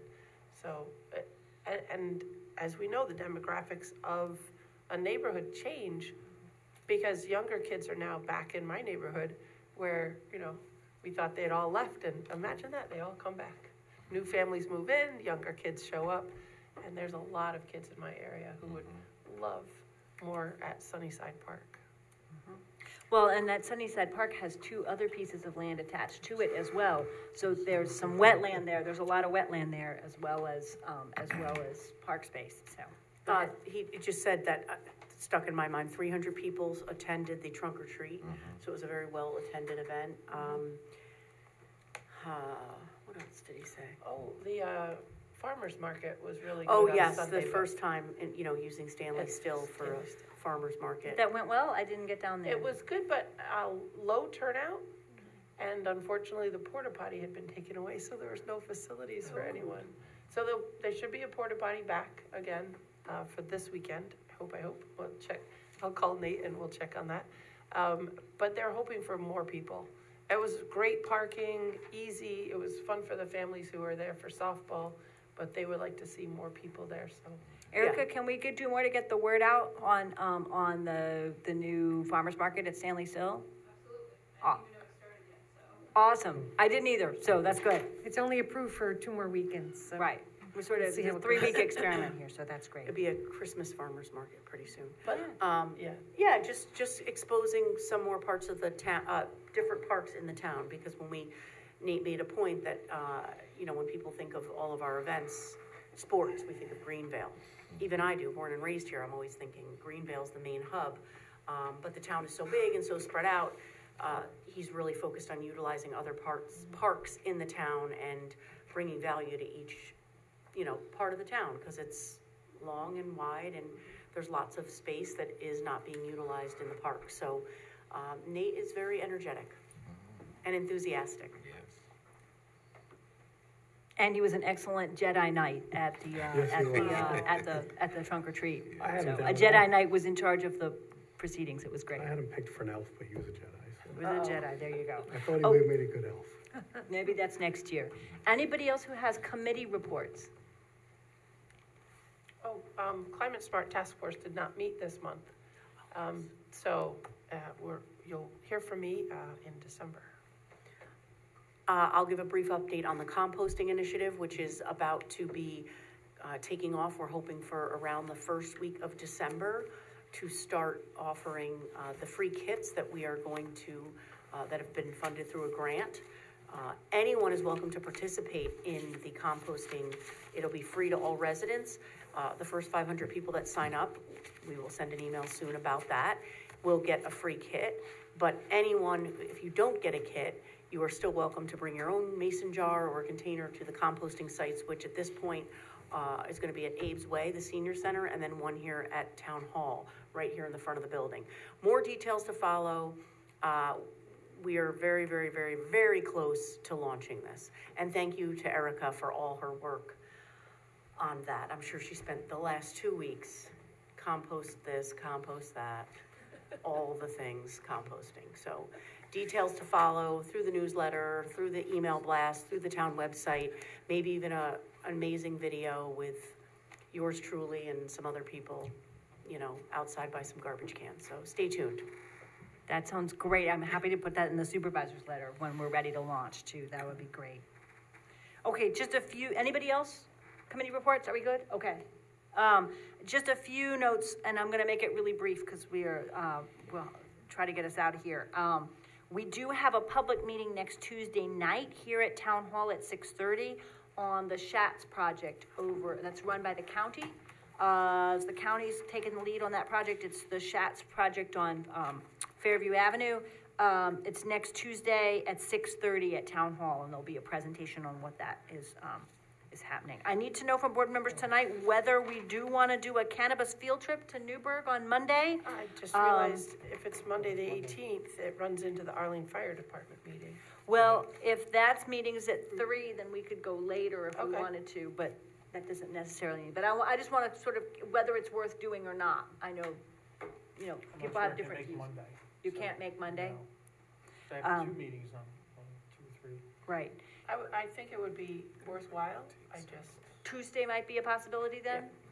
Well, we I mean, have the- everybody can go on their own time too. Truthfully, there's a couple in the area. Yeah, I mean, I've been to the one, I'm sorry, Super, what was Tuesday's, the public hearing, what time was that? Tuesday is the 6:30. public hearing's at 6:30. 6:30, okay, I Mhm. had 7, okay. Yep, so Tuesday, that's at 6:30. So we would have space in the afternoon to go, if we wanted to Newburgh. Again, I'm happy to organize it. I don't need to organize it for myself, but if other people do want to go, happy to do that.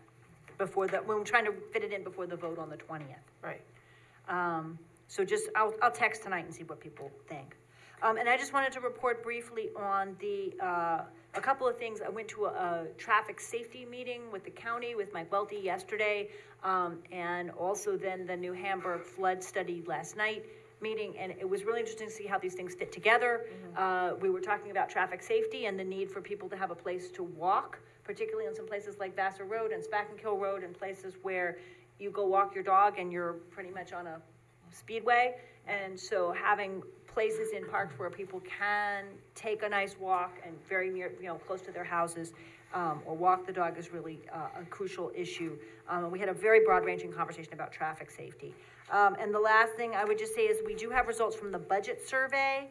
And I was pleased that the budget priorities that I laid out in the budget message seem to be more or less reflected by folks, or vice versa, in terms of priorities. Protecting taxpayers is at the top of the list, public safety, and green spaces, parks, recreation, From the senior center to kids programs, there's a lot of emphasis on green spaces, protecting green spaces, and on recreation.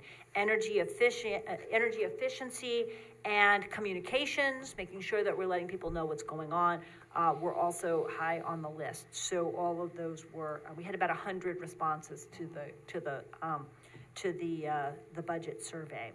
So housing was on the list as well as something people were concerned about, and affordability. Okay, I think. I know we talked about it last meeting, and I know it was in your email. Are you gonna entertain questions on the budget at this point? Or we can hear from the budget committee, or you're not? Sure, That's the not on budget the committee agenda. is welcome to, I mean, we're voting on the budget next week. Right. The budget was not on the agenda this week, but I'm happy to discuss budget further. I sent a bunch of information today, yesterday and today, Right. answering questions that were asked last week. And you're budget committee chair, so actually the budget's in your hands, so I'm gonna send that question down to you. Yeah, because right now, we only have 3 proposed changes to the budget.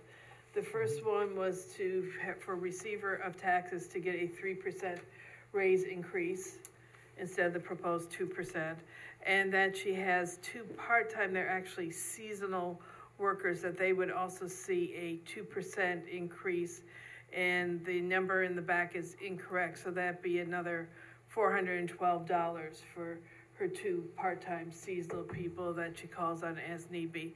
And then the last thing would be, although it's gonna take a resolution this year and in the budget, is the 2 lowest paid members of the water department. Tommy was very concerned about them.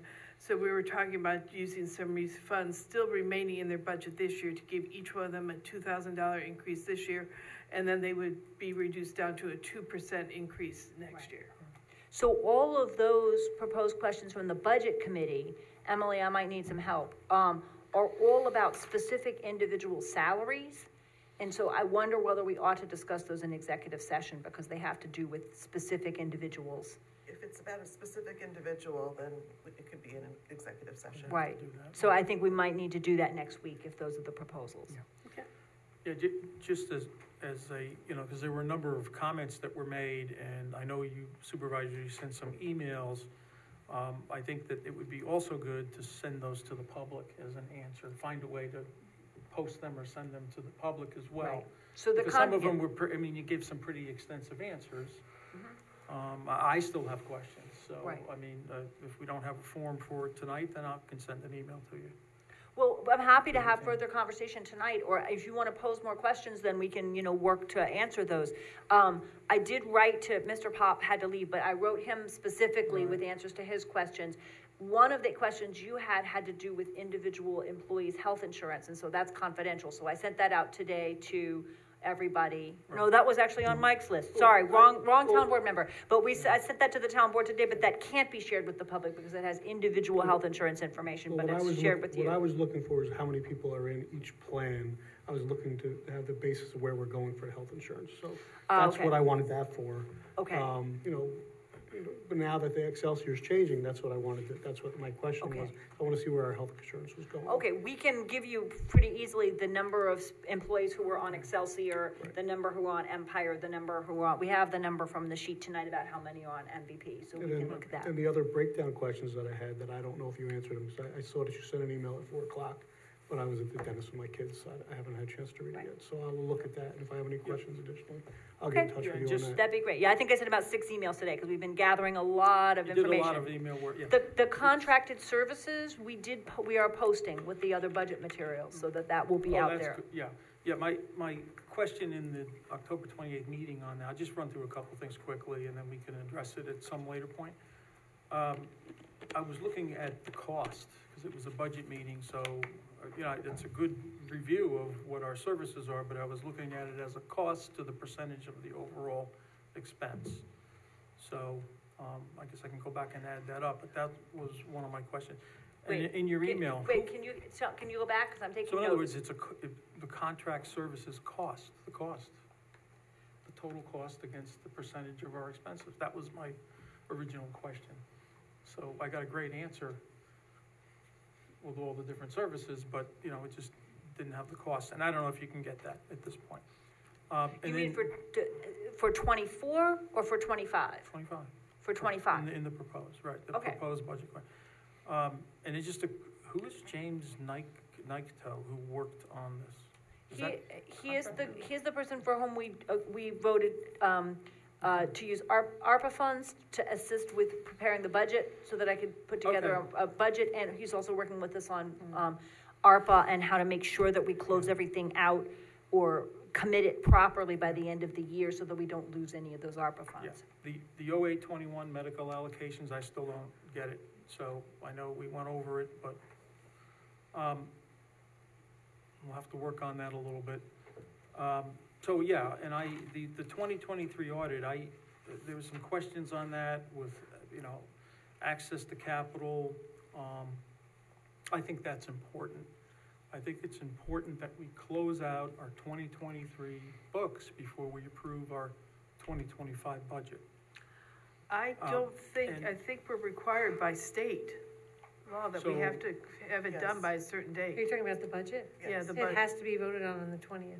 Can't be later than the 20th. By state law, we I have to do understand. it. And, regarding that, I'm looking at your email here, Supervisor, and it does say, on one of your emails, since the town is in the process of closing and auditing 2023, it is not possible to provide actual fund balance usage for 2023 or 2024, because the year's not over. I think it's important that, I'm talking about the fund balances including that as part of the 2025 document. So until we the auditors have told me that they've been trying to work to get this done since February. So I think it's important that we get the 2023 books closed, however we do that. Well, the comptroller can speak to that, she's here, but the audit report will be to the board on December 4th will be the preliminary audit. We're closing it up, but we will not be done with that before we're voting on the 2025 budget, because we have to propose a budget, as Ann says, before November 20th. The interest and investment plan, that was another very nice email. And I know it's in 5% high interest CDs and all that, that sounds great. It's in night class, actually, which is fully liquid, so. All right. So my question was, on October 28th, why is the interest down 3% year to year? And that's what I wanted to find out more about. So can you tell us, can you send some specifics and we can try to answer if you have an email? Well, I sent them in the original document, so I can certainly send you summary of this, that's fine again. Okay. That's okay. I think understanding which line you want to understand where you see the 3% would be helpful. Well, 3% is in the budget document. You mean why our interest income for 2024 is down from 2023, or or whether our forecast for 25 is down from 24? No, what I'm interested, we're proposing the 2025 budget, so I'm interested in the information that's in the 2025 budget, saying that our interest is less 3% than it was in 2024. That was my question. In which fund? All the funds combined. All right, let me run through it. So, in Budget A, we're up $25,000 or 5% interest. Budget B, we're up 18%. Budget DB, we're up 100%, 50,000. Budget F, we're down 6.1%. S, we're down 34%. This is between 24 and 25? Correct. Okay. So we're at 3% less than last year. So that was my question. Okay. So it's an honest question. What do we have it invested in? Did we take, principal out of the fund balance more than the principal, or did we take? Because I know we took another 31% out of fund balance from last year. We did not take anything out of the fund balance. Manal, you gotta come speak up to the mic, please, So- we can't hear you. Yeah, it was the If you allocation. could speak, it would be great.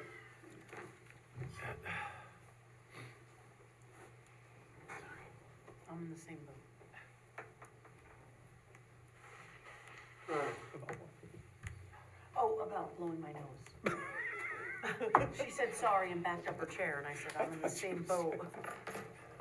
No, Honest I mean, my person. fund balance is pretty low Okay. too.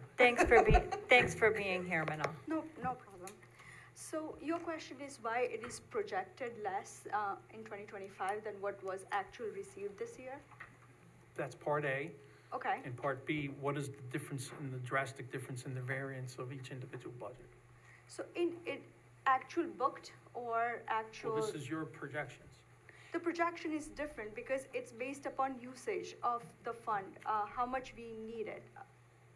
Water and sewer, we do not put more money in it, interest income in it. And by talking to different people, that we are being conservative in earning revenue next year.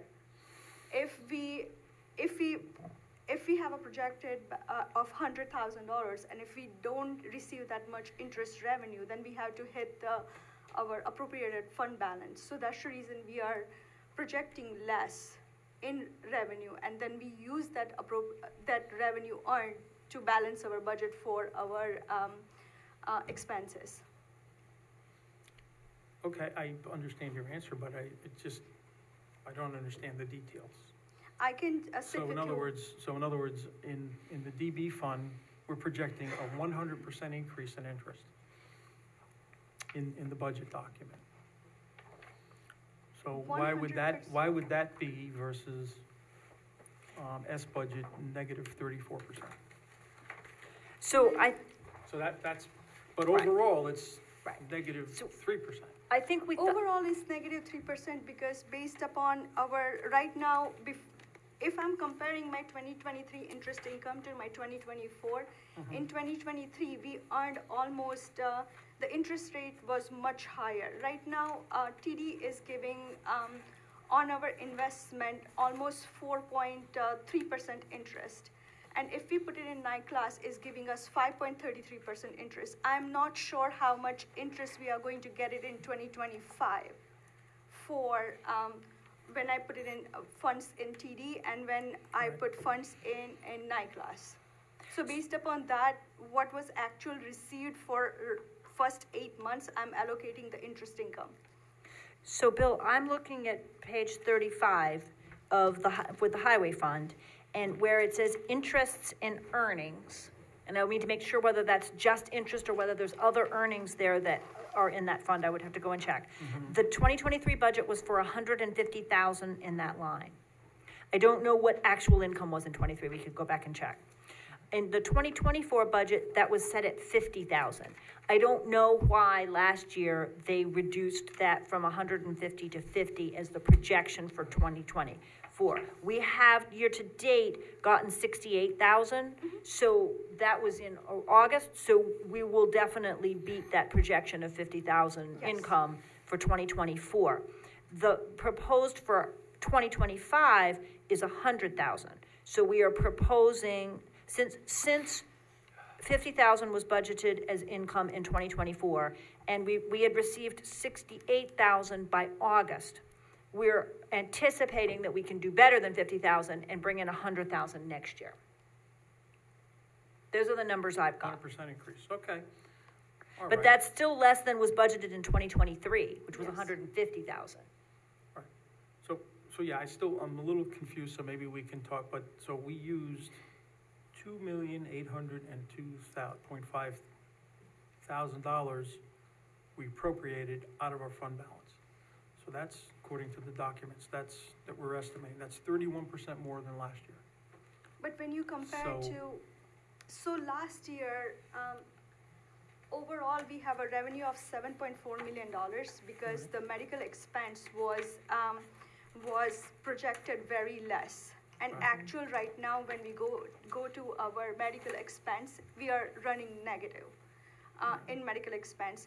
Right now, with all of the medical expense coming up to 10%, higher, which was a projection. That's the number which I gave you, $43,000 for a family. For the family plan. Family Correct. plan.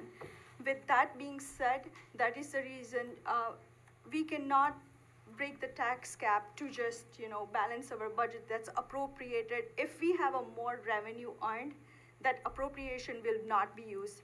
2023, 2024, 2022, I'm going back to 2 years, 2022 and 2021, appropriated fund balance was approximately $1.5 million, but nothing was used because we were in a positive cash flow at that time. We had a revenue. Right. We did not needed to use the fund balance. It's just the appropriation. So I'm confused by the emails, I guess, because the supervisor's saying, we don't really know what's in there because we didn't finish our 2023 audit in the fund balance. So therefore, this is all a projection then, that you're just, It is a projection. So at the Making- beginning of each year, when we produce, right now for 2025, we're using fund balance to produce a balanced budget without raising taxes above the tax cap. We still don't know a bunch of things. We don't know what health insurance is gonna cost for NISHIP. We still have CSEA and Teamsters contracts coming in. We have a number of different things that are unclear. And over the course of the year, the budget will change, right? Income, revenue expectations, and costs will change as the year goes along. At the end of the year, if we do well, we won't have to draw down on fund balance as much as is in the adopted budget. In 21 and 22, we didn't have to do that at all. We know we're going to have to draw on fund balance this year because the way the whole 2024 budget was set up was on the expectation of major health insurance savings from Excelsior that didn't pan out. We didn't get those savings because NISHIP hiked the rates after the budget was put together. So in other words, there's a difference between what the adopted budget is saying as an expectation and where you end up at the end of the year. as far as I see that, I don't see that as the issue. I see the issue in the police retirement fund, in the A budget. The police are in B, right? Well, no, it's right, in the police retirement figure, that's where I see a major, which is a state mandated. It's a state So that's mandatory. That's $800,000. not something, Right, that's something that's not controlled. It's So not I controlled. don't see the issue in allocation of fund balances as related to insurance. I don't see that. I see it that there's some other areas that costs have increased.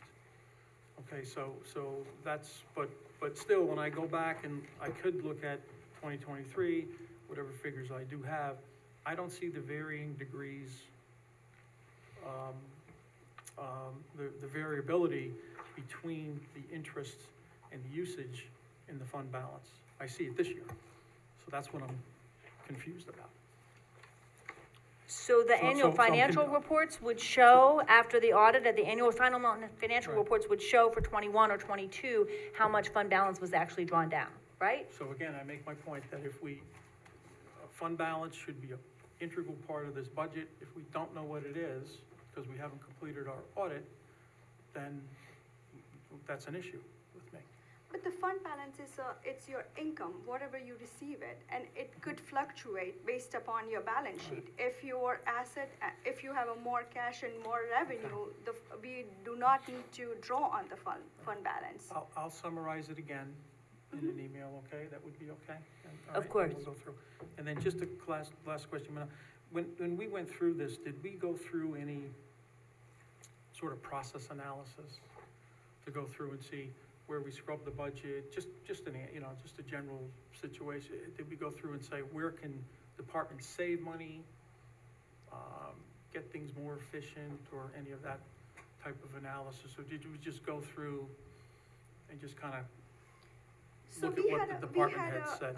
We had a meeting with every single department head, and we asked them what exactly their needs are.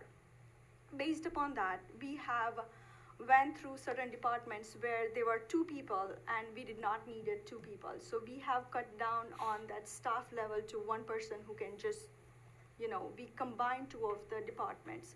So this is my first year, and in my first year, I'm just trying to understand what what are the needs of each particular department is, and where we can, put the money and save the cost, or how can we do it better. So since I have a first full year, department needs could be anything from highway, water, they all have a different needs. And based upon that, we just spoke to them and we understand and we try to make it better as much as we can. We did a 3-part process. The first piece was to listen to each department and get their list of needs. And then we did a second round in which we determined which of those needs we were going to keep and which ones we were going to cut. So we did make a lot of cuts, and we went back to a number of departments and asked for cuts and had lengthy conversations. I mean, it depends on the department, right? And then we handed it to the budget committee for them to review everything and go back to departments that they wanted to talk to and wrestle with any further cuts. I think that finding efficiencies and non-property tax revenues are ongoing projects, though. There's a number of things that we have that have come up that may be ongoing efforts to achieve more efficiencies in 25. There was a question on the process and what you went through and what you were targeting and looking at, so. Okay, thank you. Right. Again, I think that one of the challenges for me was that capital expenses are mixed in with regular expenses. And so when we talk to departments, they're talking about capital needs, but we don't have a capital plan. And so I would like to try to work this year to separate out those big capital expenses and prioritize them, because one of the things the board has to do is figure out, okay, when do we have to decide when water needs something and sewer needs something and highway needs something and buildings need something and the senior center, like we've got to be able to see those in front of us so we can say, okay, these things are going to wait a year, these things are going to get done now because they're more urgent, and we need to have that in front of us in a different form than just the budget lines. Yeah, so. you just reminded me, Supervisor. So the H budget, I was talking about the H budget when we met, if you remember that. Mm-hmm. So we didn't get an answer on that, but there was some minor information on last year's H budget, which are the capital pieces. So do we have any information on the H budget at all as far as? No, we do What's not in it? have any information on aid budget because we just budget for 5 major funds that we have right now. Okay, because there would be some pending fund balance possibly in there, depending on what the projects are. Yes. Right. I mean, I think if we go to undertake projects, then we need to figure out how we're using that fund. Yeah. So we don't have anything. We don't have anything pending. Not yet, Not right? I got you. But there's something coming down soon because we got that water grant. We got the Yes. big grant Yes.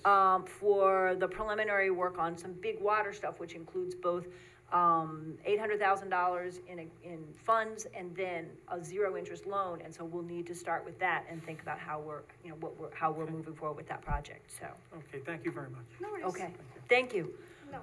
All right, I think that now I move to open the meeting, to suspend the rules, to open the floor to anyone who might want to speak on any issue.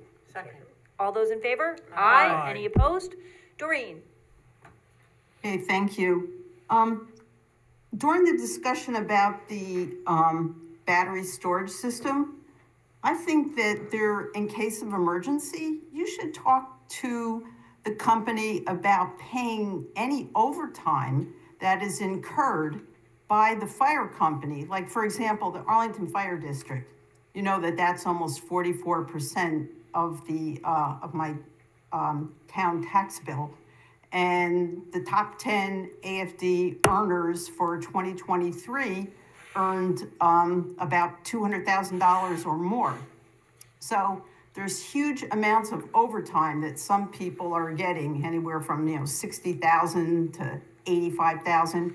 So if there's some emergency and the fire district is going to have to be incurring overtime costs, that all comes down to the taxpayer. So, Mike, Bill, whoever's meeting, with company representatives, or I don't know if the supervisor is, but maybe that's something that should be taken into consideration, because our fire taxes are high enough now. It's not as big a deal in New Hamburg, where you have all volunteers who would be fighting a fire, but it is a big deal in the town if you're in the Arlington Fire District. So that's something I'd like to see.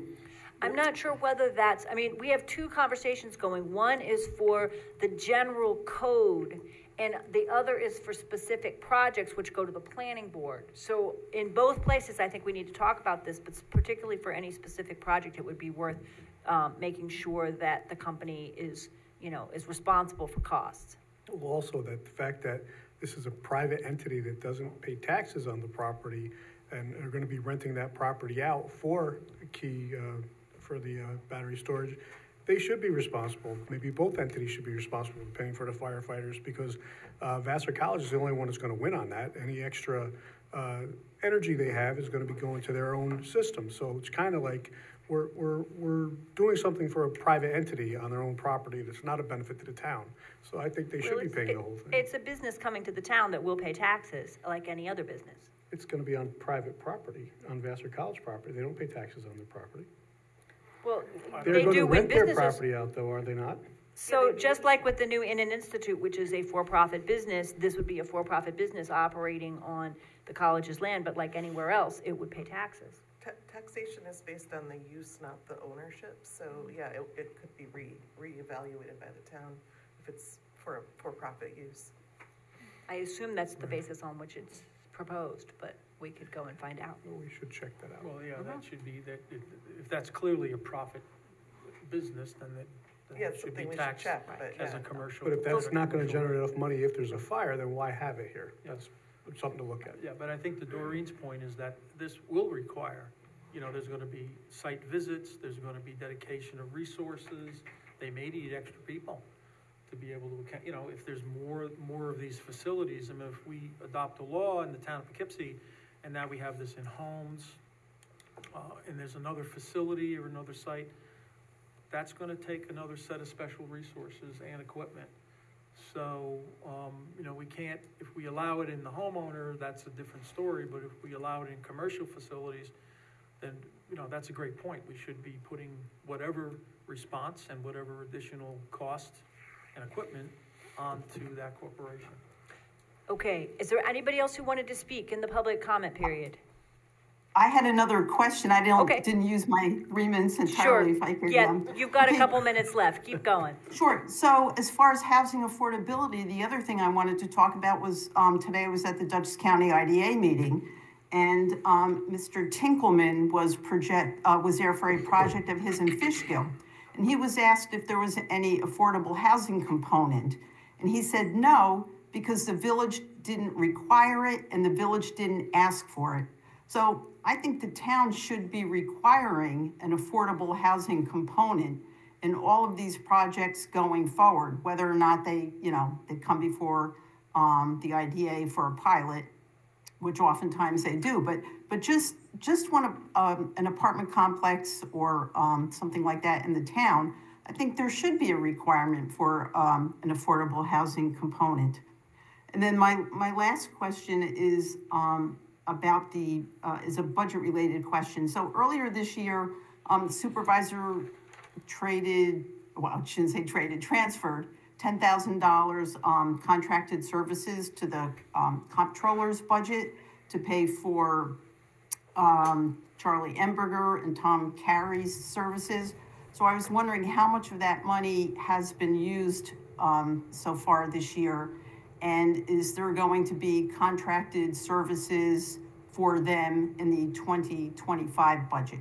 So I sent an email about that today. This follows up on Bill's point to share things that were circulated. So I can forward that to you because I had a long answer to the board today on that. And I'll forward that to you. But the short answer is we should not need those contracted services, or we should not need very little of them next year. And I can send you the breakdown. And also the larger numbers. The comptroller's office is still, I believe, if I remember correctly, the 2024 projected budget for the comptroller's office was $53,000 larger than what we've actually spent in salaries and contracted services. So we're ahead of the game for 2024 than what was anticipated. But I can send you the numbers. Okay, thank and you. also on housing, stay tuned because yes, I think that the code committee is talking about inclusionary zoning, requirement for an affordable component to new housing. And we are probably going to get to that in, I don't know, January, somewhere in there, we'll start talking about that. Would you resend me that email, because I did not get the cost information. I got a list of where the contracted services were, but not cost associated with it. So maybe I missed it. No, I think that was a separate email, but Different email. I'll send a different email, Okay. but I will resend when I send it to Doreen, right? I sent a All right, bunch today. okay, yeah. People I can ask a only- lot of I questions, can only so. do 3 a day, so. I was, 6 seemed a lot to me today, Jay, but I got them all out there, so All right, got everybody their answers, so, okay. Anything more? Okay, I then move that we adjourn at 9:20 PM. Second. All those in favor? Aye. Any opposed? Thank you very much. Have a great night.